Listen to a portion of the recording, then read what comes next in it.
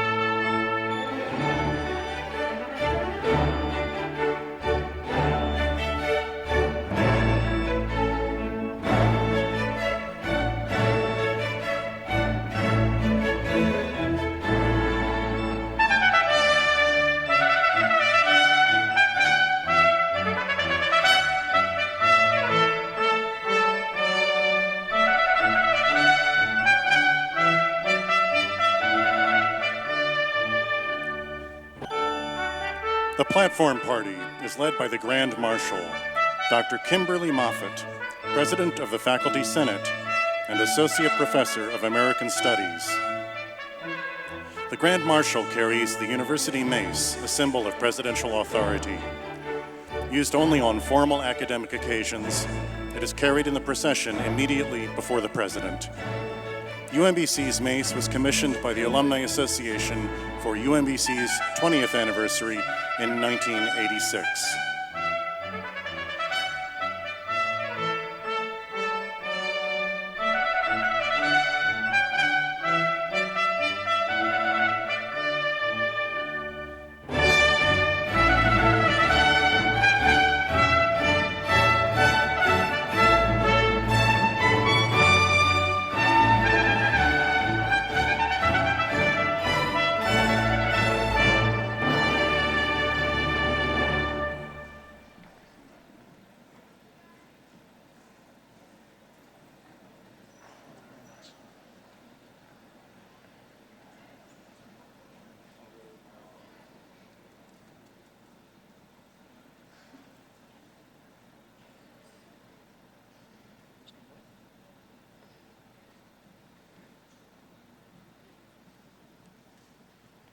On behalf of faculty, staff, and administration of the University of Maryland, Baltimore County, welcome to UMBC's 2016 convocation.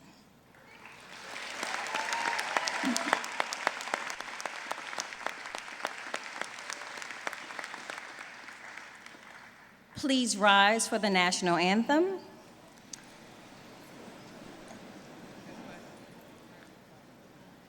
Gentlemen, please remove your caps or hats during the anthem.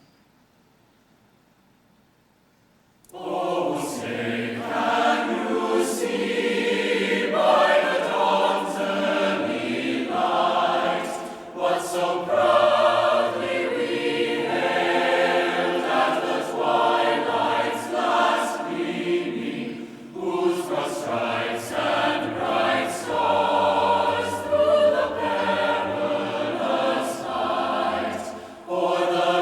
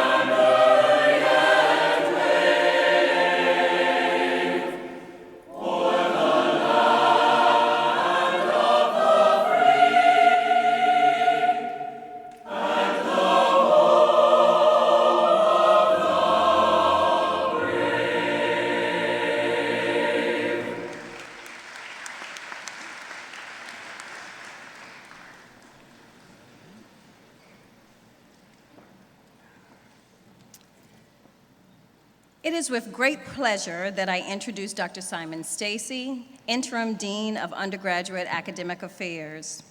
The Division of Undergraduate Academic Affairs oversees the development and delivery of programs that enrich the undergraduate educational experience, including first-year experience, introduction to an honors university seminars, and the new student book experience.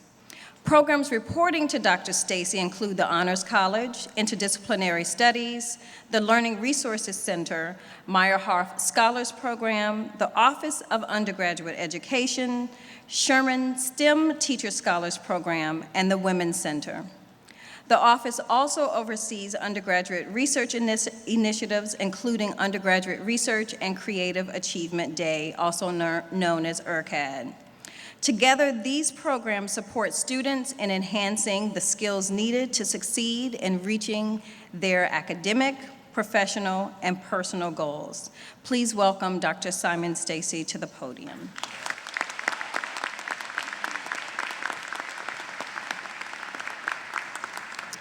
Thank you, Dr. Moffat. Class of 2020, welcome to UMBC, and good afternoon. Good afternoon. Thank you. The whole community is as excited as you are for the journey to come. So for all of us then, this is an occasion of real joy. But for some of us, such as myself, it's also an occasion of jealousy. As you can tell, I am not from America. I am from South Africa, and I got my first degree there, which means I missed out, without even knowing about it at the time, on the truly extraordinary experience that is an American undergraduate degree. The experience that you all are lucky enough to be about to have. There are few places in the world where you can get as encompassing an educational experience as the one that lies ahead of you. It's encompassing because although you will major in something, maybe in more than one thing, and have some minors, you will know about more than just your major or your majors or your major and minor combination, whatever it happens to be, thanks to the genius of general education requirements. There are no general education requirements for most university goers in the world, which means, for instance, that there are people like me who have not had a maths class since high school. Now, this is a terribly embarrassing thing to admit in front of the president of your university, who says that he gets goosebumps when he does maths problems. This situation is a predicament you will never face, right? I still call calculus the calculus, and I'm not even sure what that means. General education will save you. This is an encompassing experience also because you will meet, and then much more than meet, people who are completely unlike you, with outlooks and attitudes and histories and arguments that are very different from your own. And none of us can predict what the impact of these encounters will be, except to say that you will be changed by them. And it's encompassing because while your classes are crucial, and you should definitely go to them, right? I want to be on the record as saying you should definitely go to class. The next 4 years will also be filled with experiences outside the classroom, internships and research and even some gainful employment opportunities. And these are opportunities you owe it to yourself to take advantage of. I think this will also be a surprising experience for you. And the thing that is most important that you be surprised by is yourself. You will be surprised by the breadth of interests you had no idea you had. You will be surprised by the depth and variety of the personal resources you discover you possess. And you will be surprised by the fierceness and the passion of the commitments you develop. And parents, you may be surprised by the fierceness and the passion of those commitments as well. So be prepared for that. So welcome to this unique, this encompassing, this surprising, this jealousy-inducing thing, your American undergraduate career. And we're delighted that it's happening here. I can think of few better places in America to have this experience than UMBC, which is ranked among the 5 most innovative universities in America by US News and World Report. It's amongst such schools as MIT and Stanford. It's tied with Yale at 6 for commitment to undergraduate teaching, ahead of places like Stanford and Duke. You've probably heard it said that you can know a person by the company that he or she keeps, right? Well, the same goes for universities and their students. And you are keeping some very impressive company. Well done to you and well done to your families. And when you get into your classrooms in the next few days, you'll see for yourselves how UMBC has earned these accolades. It's because there are no faculty members more devoted to teaching, more committed to their students, or more thoughtful about how learning happens than UMBC's. This is a place where it is cool to teach, it is cool to learn, and it is cool to be smart. So welcome home. At this point, I was hoping that you would hear from one of the faculty members who is so serious about and so committed to teaching. One of our traditions at UMBC is to invite the Presidential Teaching Professor to address new students at convocation. The Presidential Teaching Award honors exemplary dedication to teaching, and it's given to just one faculty member every year. The 2016 recipient of this award is Calla Thompson, an Associate Professor of Visual Arts. To her great regret, Professor Thompson cannot be here today, and we are the poorer for her absence. We do hope, though, that you will get the chance to hear from her in the future. So I want you to hear about her nonetheless, both so that you have a sense of the caliber of faculty that we have here at UMBC, and because this event is being recorded, and I hope she'll hear at some point the wonderful things that I have to say about her. Hello, Professor Thompson. So Professor Thompson joined the UMBC faculty in 1999. She has a Bachelor of Fine Arts from the University of Ottawa and a Master's in Fine Arts from the College of Art Media Studies at Syracuse University. Her work includes digital montage photographs, drawings, and drawing installations. She makes media crossing art, she says, in what she calls a critical examination of contemporary culture. And this work is sometimes witty and wry. You should have a look at a photo called Self-Portrait as a Canadian. It's sometimes haunting. This one's called Bleaker and Bleaker. And sometimes it's both at the same time. You should have a look at Nicebergs and Icebergs, right? It's pretty special stuff. It's always provocative. She's exhibited all over the world. She's from down the road in Baltimore and Rockville, to New York City and Los Angeles, to Hong Kong, Paris, and Mexico City. Her critics have said that she produces works that leave her viewers gasping for air, and that are insistent yet open-ended, furious yet restrained.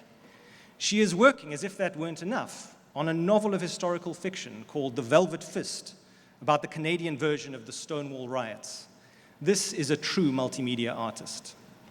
And the marvelous thing about her is that she takes teaching art to others as seriously as she takes making art herself. She's praised by her students for her innovative approach in the classroom, which blends in-class instructions with off-campus visits to experience art and culture in the real world. She's the very embodiment of what it means to be a dedicated mentor and instructor. In addition to teaching some of the most well-regarded and challenging classes in the visual arts, she advises students in independent studies, in internships, and she coaches recipients of our undergraduate research awards. She's also served on 15 graduate student thesis committees. Even though she is not with us here today, would you please join me in acknowledging these accomplishments?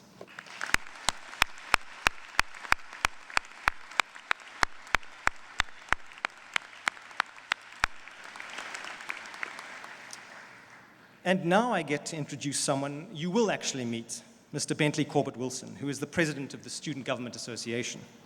Bentley is a senior studying music education. He's been involved with the SGA since his first semester, the semester you're about to embark on, and he served as an event programmer on the Student Events Board for 2 years. He's been an active member of the UMBC Symphony Orchestra, the Wind Ensemble, and for 2 years he was a student director of the Pep Band. Bentley plans to be a high school band director. He's obviously perfectly well qualified, and to get a master's degree in higher education. Please join me in welcoming, in the flesh, Bentley Corbett Wilson.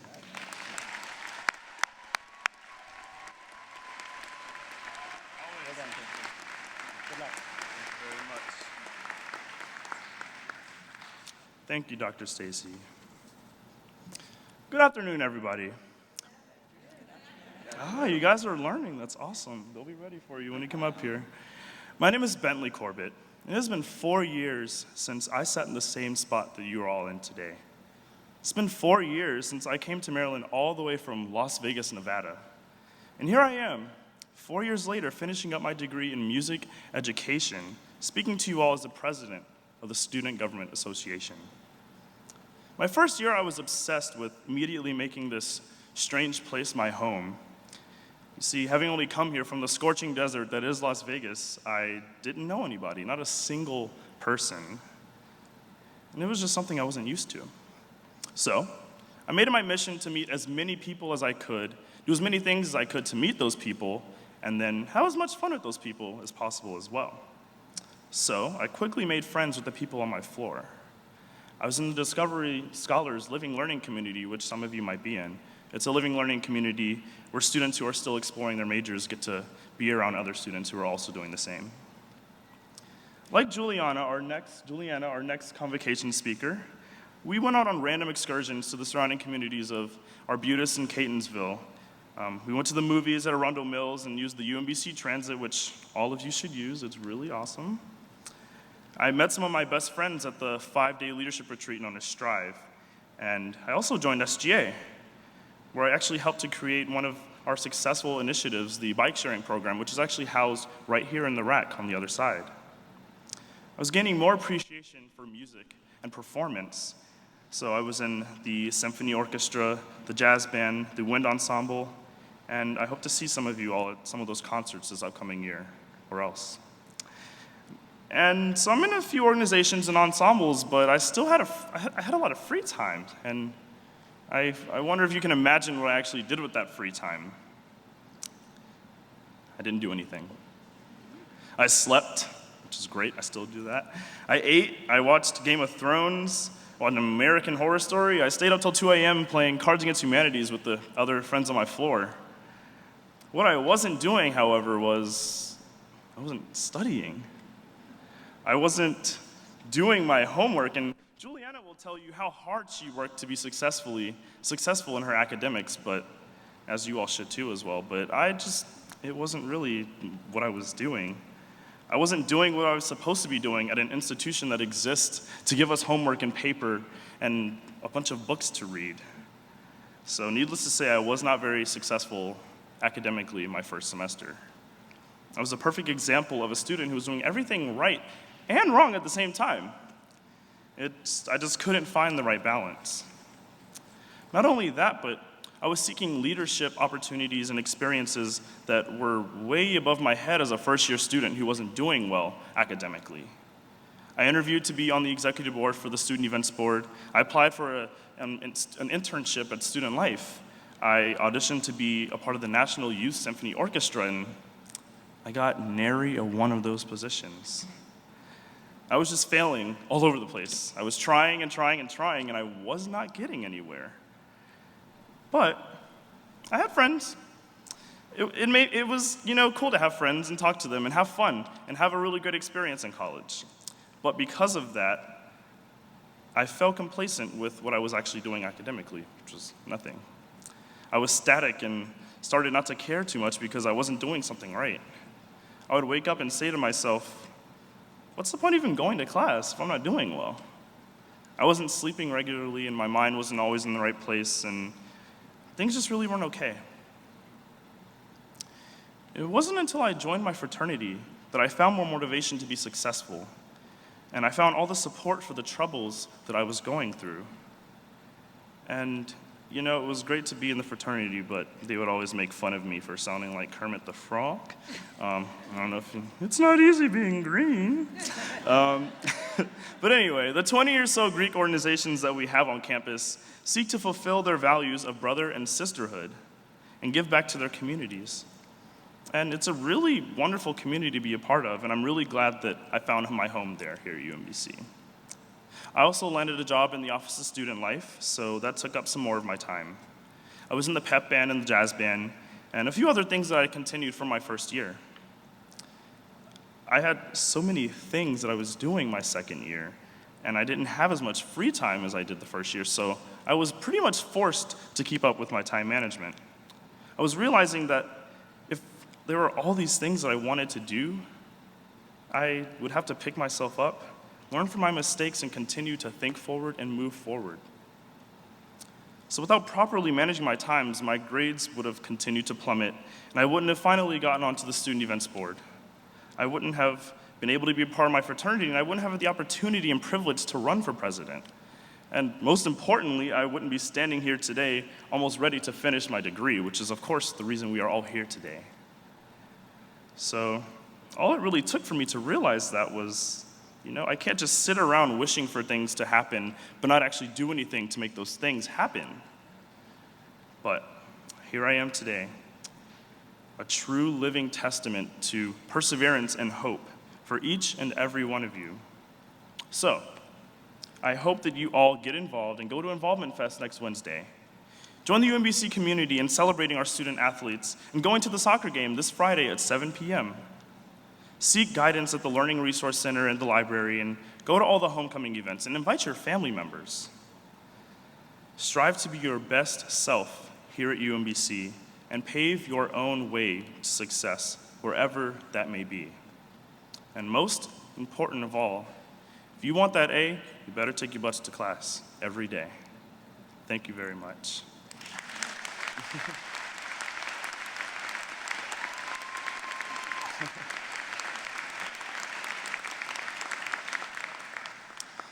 I am now very pleased to introduce our next convocation speaker, Ms. Juliana Posey. Juliana is a rising sophomore pursuing a degree in mechanical engineering. During her freshman year, Juliana tutored with the Baltimore Reading Partners Program through the Shiver Center, volunteered as an undergraduate assistant in the Autonomous Systems Research Laboratory on campus, performed with the UMBC Pep Band, and became a member of the UMBC Women's Ultimate Frisbee team. She is a Center for Women in Technology scholar and a member of the Honors College.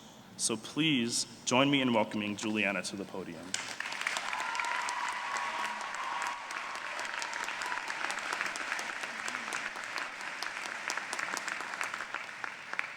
Thank you, Bentley.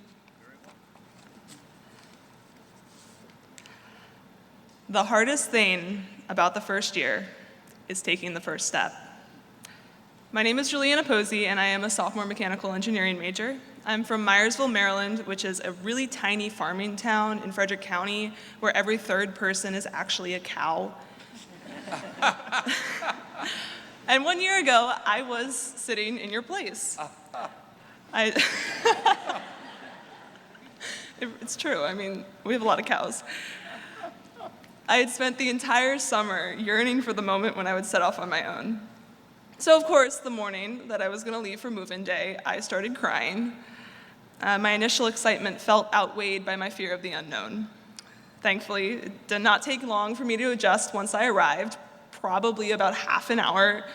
During first semester, a group of friends and I would occasionally leave campus for a swing dancing club in Baltimore. It felt as if we had been transported back to this magical world where everyone loved 1920s jazz and nobody had a giant physics exam on Monday morning. I really felt at home. Academically, I knew that I was at the right school when I met with the faculty mentor that I had been matched with through the Center for Women in Technology program. He gave me a tour of his lab and offered me, a 2-week freshman who knew nothing about engineering, a place as an undergraduate lab assistant. I even got a key to the lab. It was awesome. It was absolutely astounding to see a professor put so much faith in me. And certainly, the coursework became difficult. My first all-nighter was spent listening to 7 Coldplay albums as I memorized my entire chemistry textbook. The classes did chip away at my confidence, and it was demanding to focus on school with other social distractions. Although I came to college to be an astronaut, I wanted to build lifelong friendships. I didn't give up or fake the painful nights of work, and I knew that I was going to make it once I found balance. Therefore, because I had been relatively successful in navigating academic pitfalls and social diversions, I expected that my second semester would be much easier to conquer than my first. I decided to try out Greek life, which you recently heard about from Bentley. My sister had been the president of a sorority here, and she had hoped that I would follow in her footsteps. In February, I signed up for spring recruitment, and I was offered a bid to a sorority. I will never forget opening the letter, receiving my acceptance, and then returning it unaccepted. In that moment, I chose to postpone my involvement in Greek life. I am my own person, and I make my own decisions. I met many incredible people and discovered my personal values through the recruitment process. Looking back, I found that the lessons I learned from this remarkable experience were only precursors to the challenge that I would face next. I've always had a knack for turning negative experiences into decent stories that I could laugh about later on. In March, when I learned about a family member's severe addiction problem, I couldn't turn it into a positive story, and I felt broken. I could not sleep, and I could not study. I dropped most of my extracurriculars while my grades crashed. Plus, addiction has a stigma attached to it that makes it hard to talk about. Honestly, no How to Adult BuzzFeed article had prepared me for this. I was floundering for something to hold on to while I put on a facade, but in reality, I was lost. Do you remember the first sentence of this speech? I won't be offended if you don't. I said, the hardest thing about the first year is taking the first step. I was so tired of feeling fragmented that I began attending a family member support group. Once I opened up and reached out to others who were in my position, I began to heal. Yes, I was in college. In no way was that supposed to mean that I had to have my ducks in a row. The messes that I encountered last year had to happen for me to grow. My Calculus 2 exam scores speak to that journey. 54%, 64%, 100%. Yeah, that was...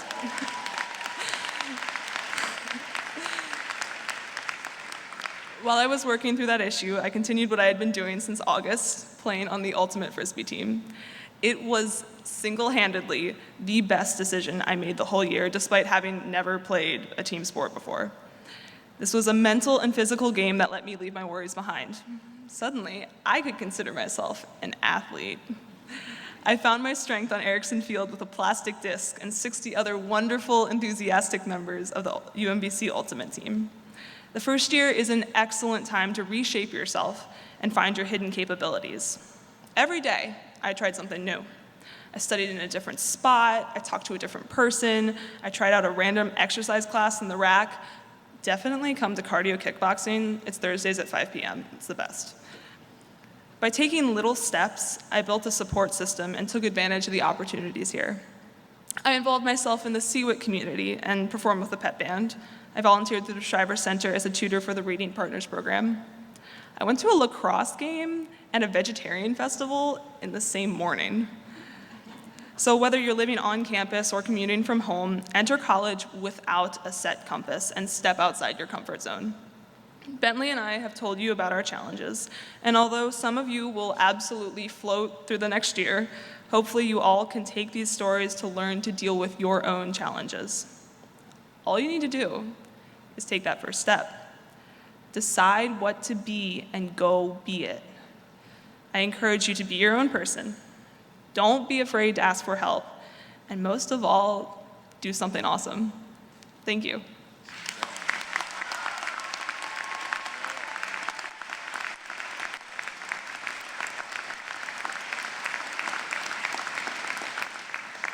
And now I am honored to introduce the president of UMBC, Dr. Freeman Hrabowski.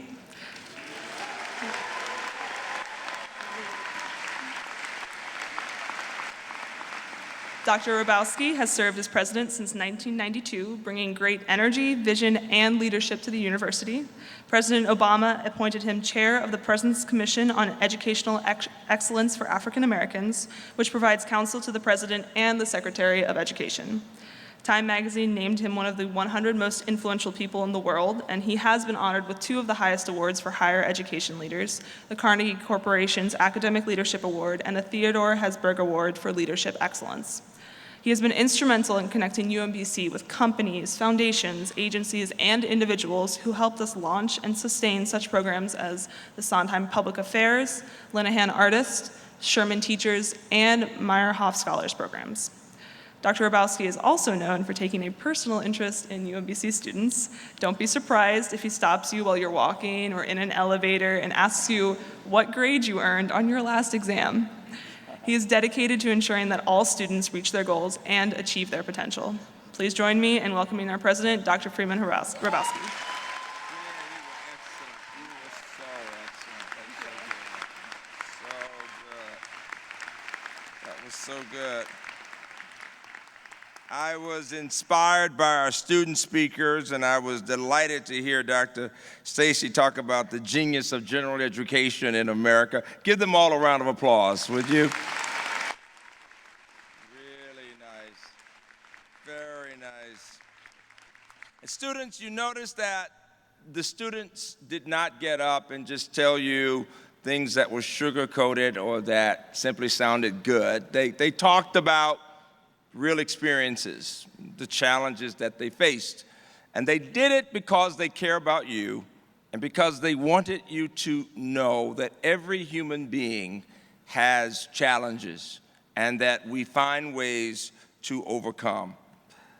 The poet William Carlos Williams once said that it's difficult to find news in poetry, and yet men die miserably every day because of a lack of what is found there. And so I begin with another poet, the late and our beloved Maya Angelou, who spoke to our nation at the installation of another American president before many of you were born in 1993. How many of you had not been born in 1993? I just want the faculty to feel fairly bad, all right? That is amazing. Maya Angelou said these words, "Lift up your eyes upon this day breaking for you. Give birth again to the dream. Women, children, men, take it, this dream, into the palms of your hands. Mold it into the image of your most public self. Sculpt it into the shape of your most private need. Here on the pulse of this new day, you may have the grace to look up and out and into your sister's eyes and into your brother's face and say simply, very simply with hope, and I say to you, good evening. Give her a hand for poetry. Give her a hand for poetry.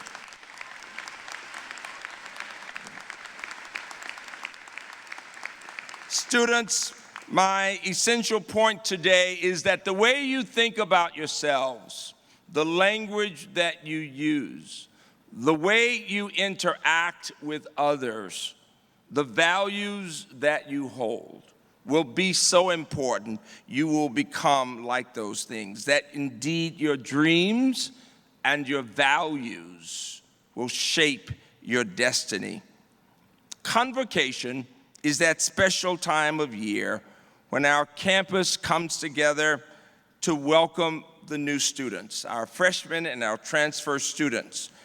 And you're entering this year at a special time at the celebration of our 50th anniversary. And so many people are here to welcome you. I'm going to ask the faculty and the administration and staff to stand. Would you give them a round of applause? The faculty members, the faculty and the administration.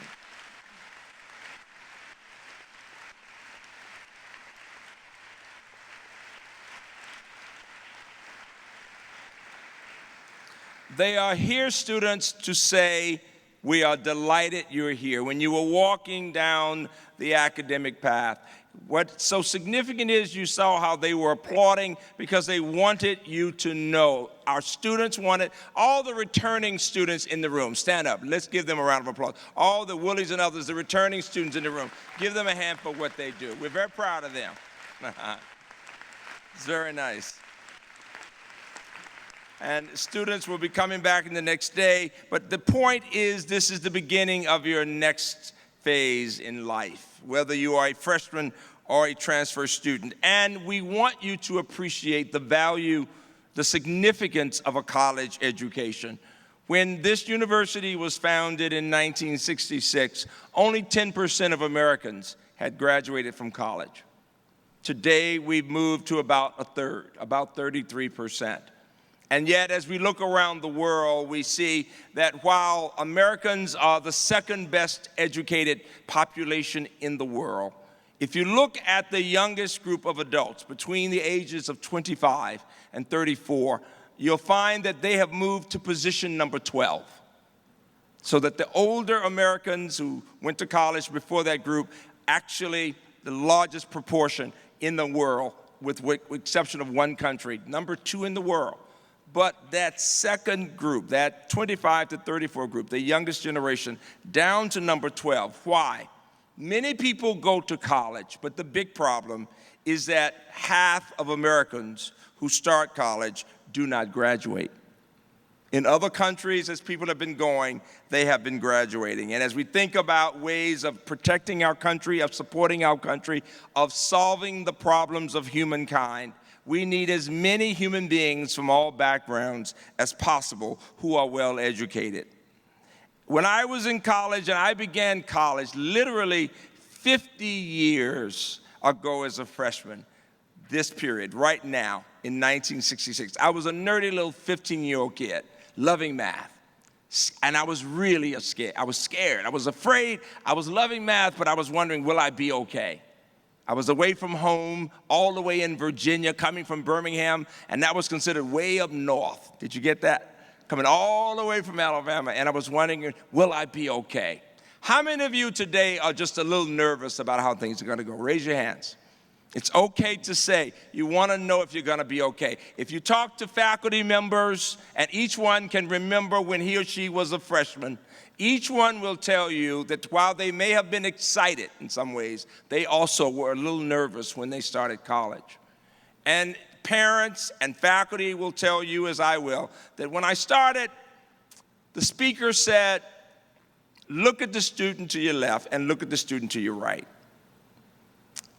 Okay? I want you to do that. Look at the student to your left. Look at the student to your right. And then, parents, professors, you remember that that dean or that president said, one of you will not graduate. Do you remember that? They always said, one of you will not graduate. But now, listen to what we say at UMBC. Look at the student to your left. Look at the student to your right.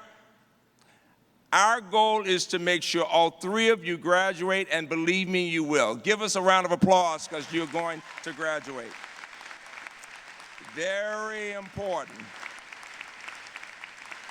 Very, very important. Somehow I keep thinking about the fact that Juliana said every third person in her town was a cow. I kept thinking about the cows graduating or something. I can't get past that somehow. But the reason we can say that is that we are insisting that both you and we have high expectations of ourselves, that we want you to expect the most of yourselves, and that we will expect the most of ourselves. The professors are here, administrators are here, because we want to do everything we can to make sure you succeed. One of our success strategies is to listen to students, to listen to what you say.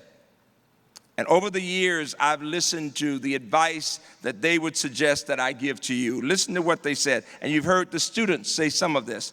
Keep an open mind. Don't be afraid to ask for help. Get involved.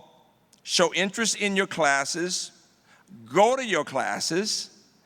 Go to your classes on time. Let me say it again. Go to your classes. Go to your classes on time.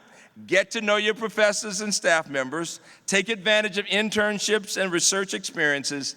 And own your education. It is amazing what happens when you determine that you are empowered. This is your university.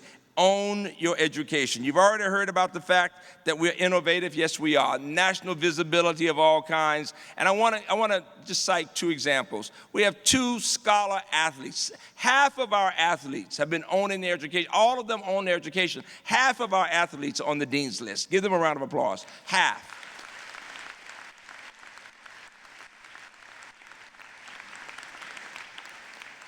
And what's really nice is that this summer we had two UMBC students at the Olympics. Mohammed Hossein represented Egypt in swimming, and Cleopatra Burrell represented Trinidad and Tobago in track and field at the Olympics. Give them both a big round of applause.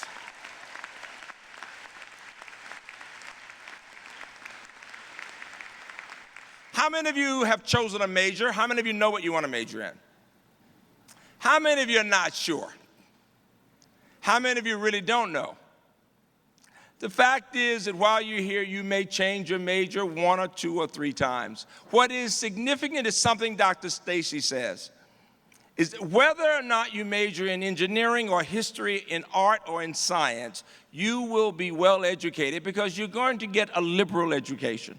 You're going to take these courses in the general education sequence. And the key is this.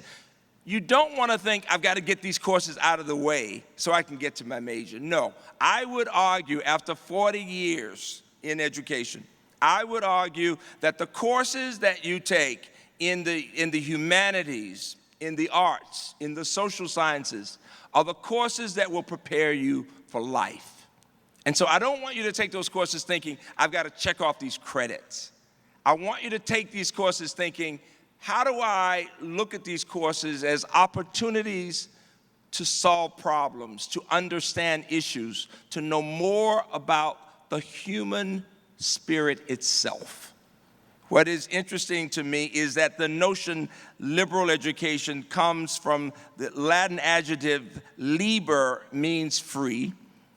The word education comes both from the Latin verb duco, meaning to lead, and the prefix e, which means out of. And so when we talk about a liberal education, remember this, it means the free act of leading out of, meaning what? We think of a liberal education as that which focuses on cultivating the mind, the intellect.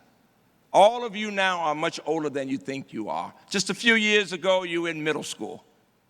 Then you finished high school. Now you're young adults in college, and you're learning to cultivate the intellect. And to get a liberal education is to do what people who had the time could do, and that is the freedom to think and explore all kinds of ideas in any direction you want. It is that freedom to find out who you are and to ask the big questions. Who am I? What's life about? What am I going to do with my life? Each of you, if you are honest with yourself, is asking the question, where will I be in a few years? What kind of work will I be doing? What difference will I make? Will I be successful at UMBC, and what comes after that? It is the human experience to ask those questions. I want you to take the time to read my speech. I'm not going to go through all of it because I want you to take the time to read it carefully, but I just want to highlight a few more points that are very important. You know, it was I. Rabi, I've said this for years, the Nobel laureate, who said, when he was growing up in New York, all of his friends' mothers would ask them, what did you learn in school today? At the end of each school day, what did you learn in school today?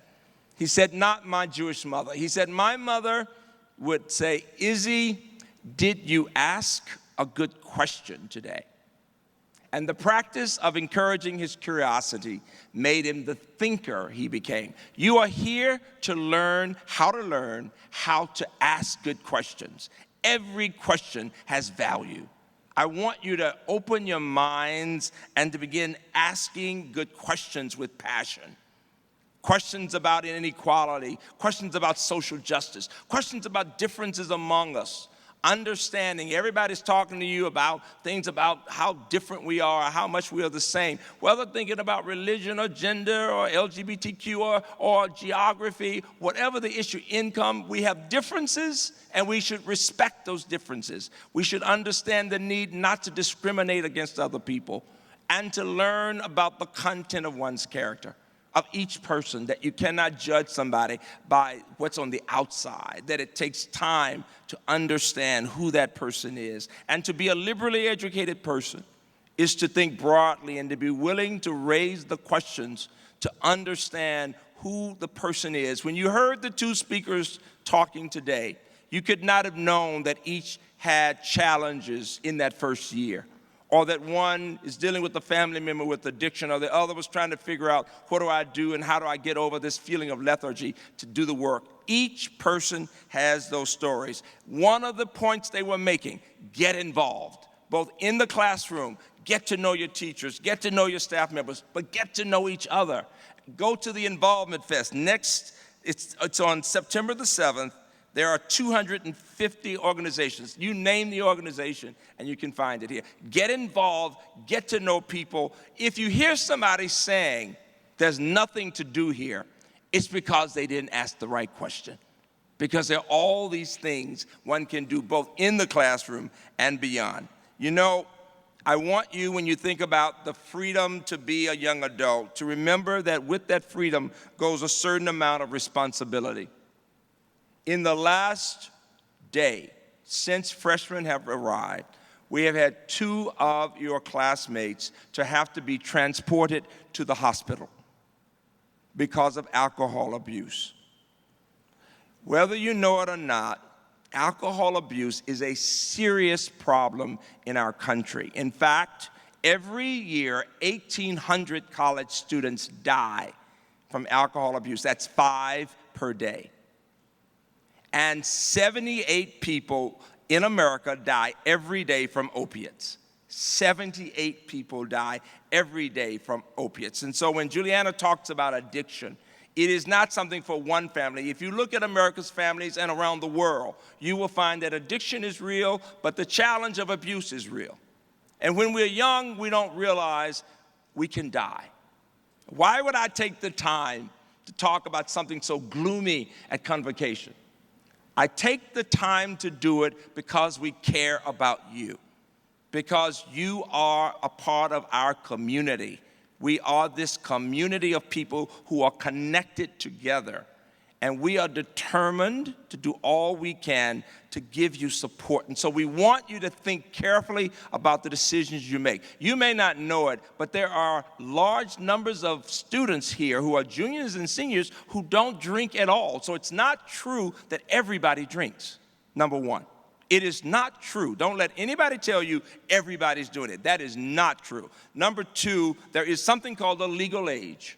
And you want to be responsible and think about what you do. We want you to have fun. There are all kinds of ways to have fun. But keep this thought. Every year, we have dozens of young people carried to the hospital because of alcohol abuse. You don't want to be one of those people. You know, each of you has a story. And stories inspire. Each of you is here because your parents and grandparents and other people worked so hard to give you the chance to be able to read well and think well and to analyze and to do well enough that you got into UMBC as a freshman or transfer student, and you are prepared to work hard. And the challenge you face is to know your story. You had the chance to talk about the book, Not in My Neighborhood. Whether you read the whole book or not, the idea that America has discrimination, that we have segregation, that you've got a divided country right now, it's not a new situation. This is why history is so important. If you read Master of the Senate, the biography of Lyndon Johnson, you would see that President Kennedy could not get much done in Congress back in the 60s because America was divided. Why do I tell you that? Because you are the leaders for this century. And we want you to learn how to think well and open your minds and hear different perspectives and understand that you are among the most privileged human beings in the world. There are children of all races within a few miles of this campus who cannot read well. There are people who are hungry. And I tell you that because all the initiatives we have on this campus focus not only on learning how to think, but also how to care, how to have a heart, not just a head, but a heart. And so whether it's our Breaking Ground Initiative or the Shriver Center or the Women's Center or the Mosaic Center, all of these are areas of the campus focused on reaching out to help other people to understand how we deal with inequality.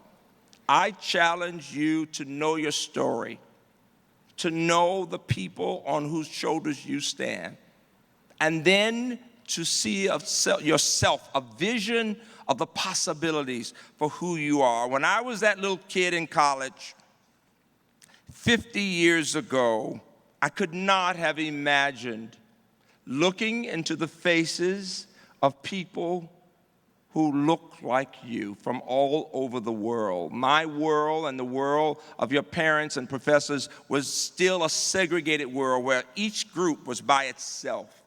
And now, because of so many people, our civil rights movement and so much more, now we have people from every possible race in humankind sitting in this space, learning and preparing to lead humankind. Give the concept of UMBC a round of applause for what we do.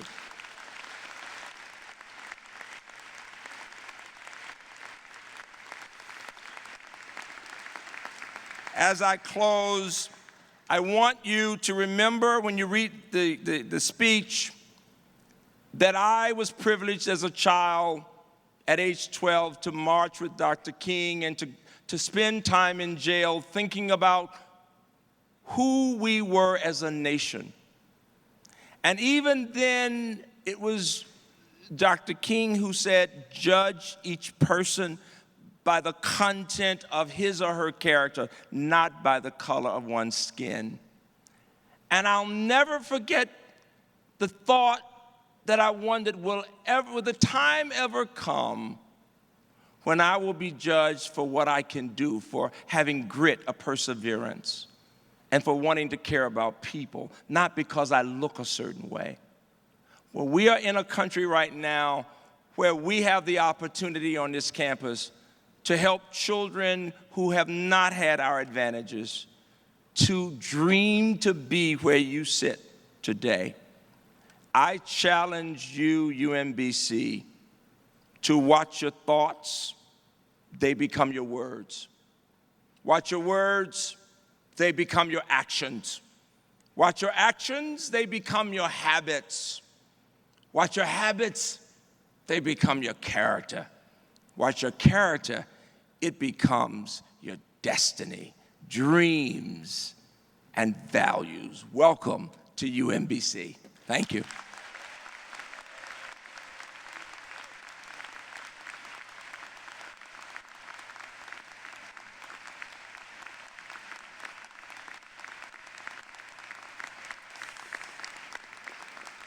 Now I'm delighted to welcome to the stage Dr. Nancy Young, who is Vice President for Student Affairs and supervises all those areas where they can make sure you have a good experience of involvement at UMBC. Dr. Nancy Young.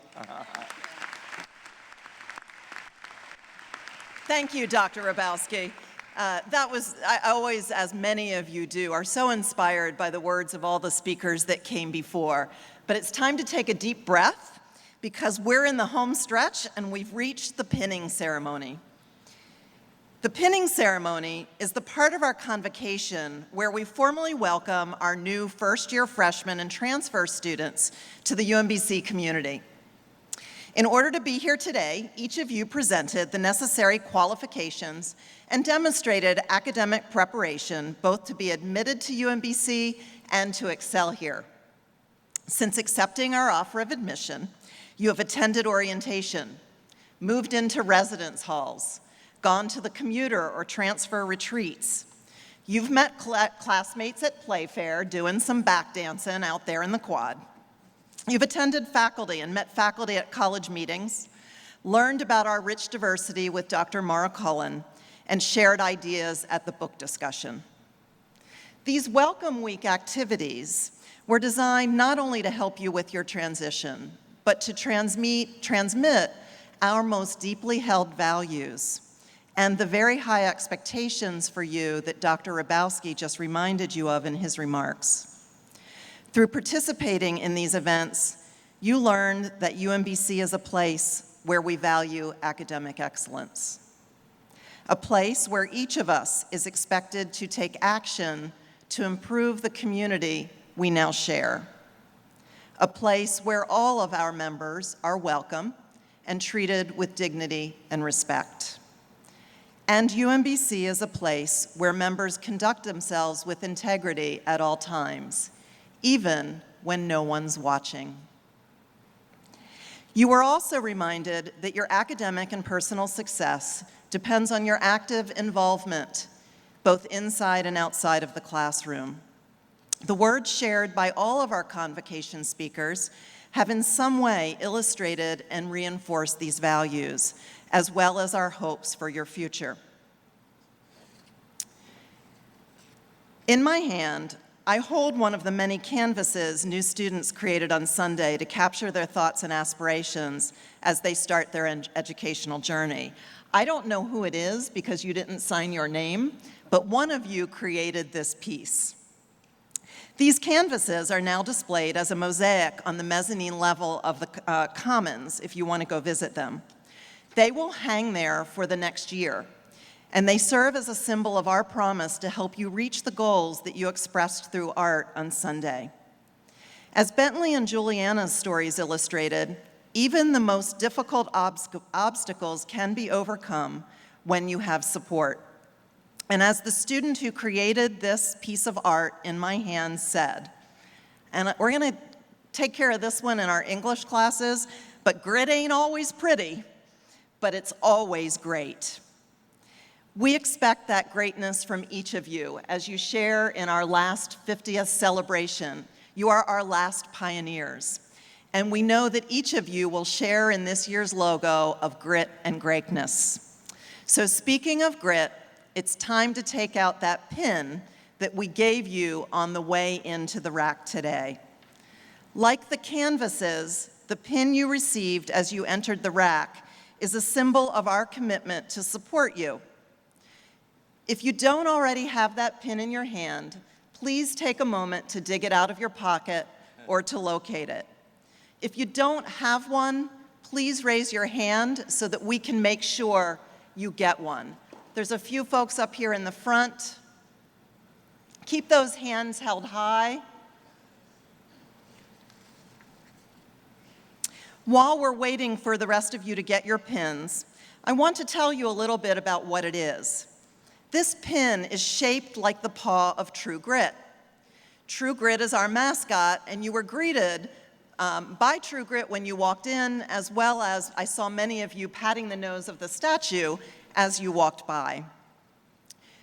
The pin in your hand, or it will be in your hand shortly, is a sign of your commitment to accept the responsibilities that you've heard throughout the week. And it should serve always as a reminder of our values, traditions, and highest ideals. Having learned of these ideals and having indicated your desire to join UMBC's community by attending this ceremony today, there is only one last joyous thing remaining to do. Dr. Hrabowski? Dr. Young. Please join me in welcoming our folks and inviting them to put their pin. New students, please stand. Hold the pin in your hands and place it proudly on your shirt, dress, or whatever garment you happen to be wearing while being very careful not to break skin. No.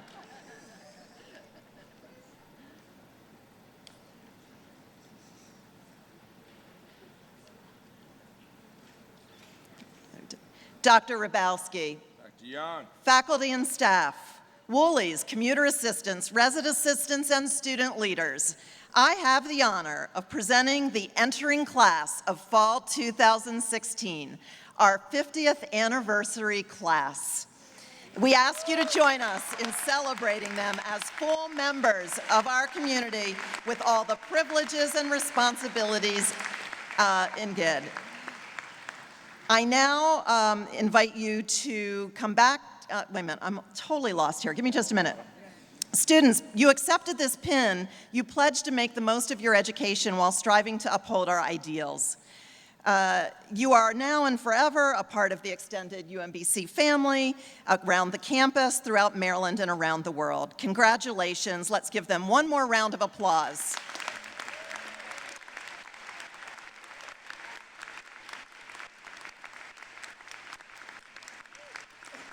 Students, please remain standing while I invite the faculty, staff, and all of our guests to rise for the singing of our alma mater.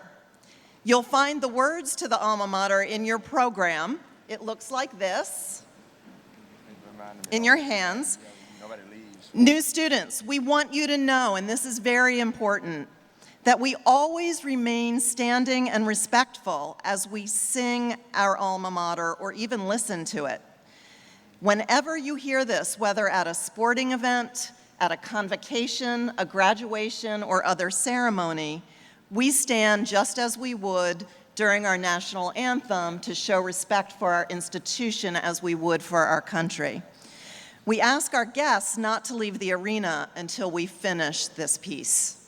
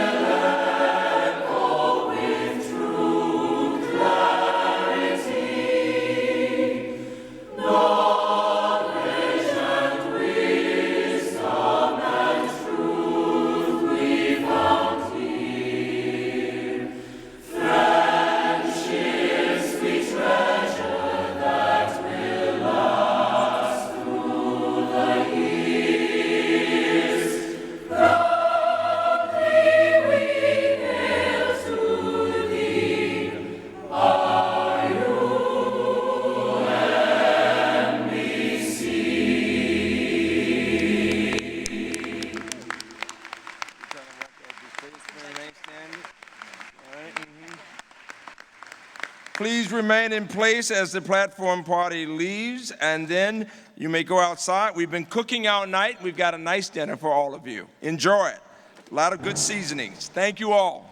Please remain seated. Please remain standing until the platform party leaves. Thank you.